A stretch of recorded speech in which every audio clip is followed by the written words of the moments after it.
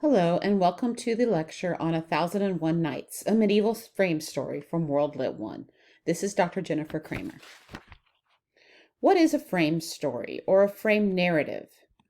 Well, it's an overarching story that either sets the stage for another main story or serves as a unifying force for a collection of shorter stories. In works where there is a single story, the frame story helps set the reader's attitude for that main story. If you've ever read Mary Shelley's Frankenstein, then you will have experienced this. The book begins with a tale of a ship captain bound for the North Pole who pulls Dr. Victor Frankenstein, the creator of the monster, out of the frigid Arctic Ocean. Movie examples of this kind of frame story include The Wizard of Oz, The Princess Bride, and maybe even Inception. The other kind of frame story, the container variety, is an older form. Some examples include the tale of the shipwrecked sailor, which is an ancient Egyptian tale, the Odyssey, Homer's other big work besides the Iliad, and Boccaccio's Decameron, written in Italy in the Middle Ages. Our reading in this unit is a container variety of frame story, 1001 Nights. If this genre interests you, the Norton Anthology also contains selections from Canterbury Tales and the Heptameron. In each collection, there is a story that gives a reason for the other stories. Let's delve a little deeper into 1001 Nights. In 1001 Nights, Shahrazad, the new wife of a tyrannical king Shahriyar, bent on killing his wives the day after he marries them, uses stories as a ploy to keep herself alive long enough for the king to change his mind about women. Shahriyar grows so fond of Shahrazad and her stories that he decides to keep her alive indefinitely. It also helps that she's had 3 sons by the end of the 1001 Nights. 1001 Nights has a complex and ambiguous genesis and authorship, one that goes back all the way to the 9th century CE. This version was contained in a Syrian paper discovered in 1948 by a scholar working in the Cairo archive. It seems like the collection of tales was in reasonably wide circulation in the Islamic world, as Baghdadi and Persian versions are mentioned as early as the 10th century. Your anthology puts forth the idea that these stories may have sprung from a Sanskrit original. You'll recall that the Ramayana was written in Sanskrit.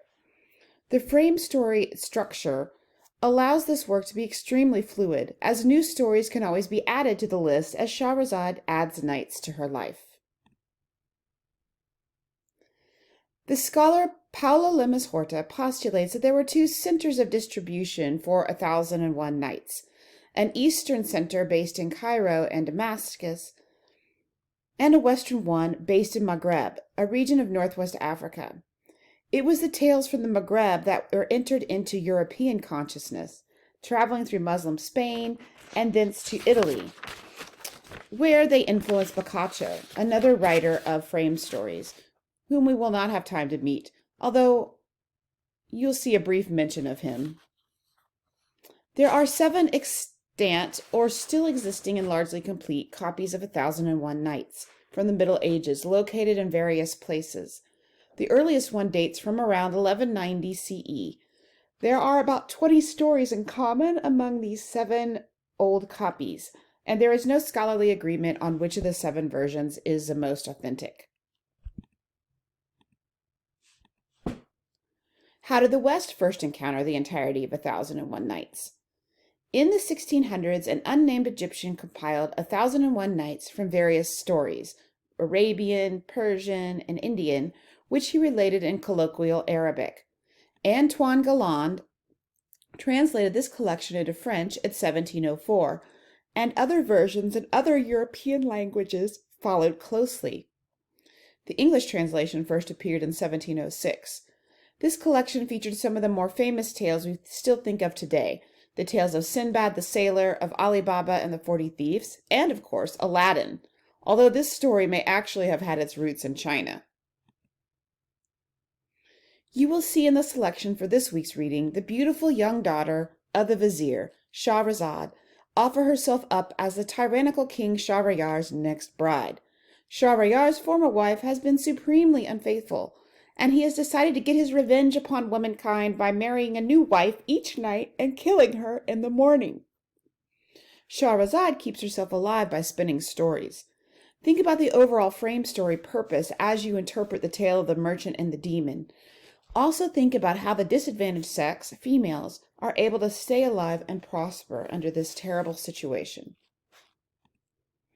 The first story Shahrazad tells the king is the tale of the merchant and the demon.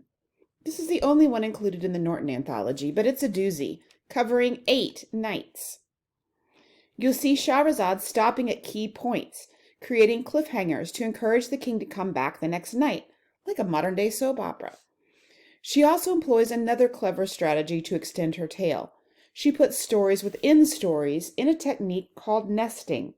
In other words, there is a frame story within a frame story containing other tales. 1001 Nights operates like Russian nesting dolls. Much more learned scholars than I can tell you that 1001 Nights makes various comments on Islam and cannot be separated entirely from the Muslim faith, though of course it is a collection of stories and not a holy scripture. I'd like to read you a very short story called The Donkey from the 1001 Nights. Think about what the story is saying about faith and reason as I read it. You can find the link to the rest of the story or to the text of the story on the lecture notes. Here it is. The Tale of the Donkey.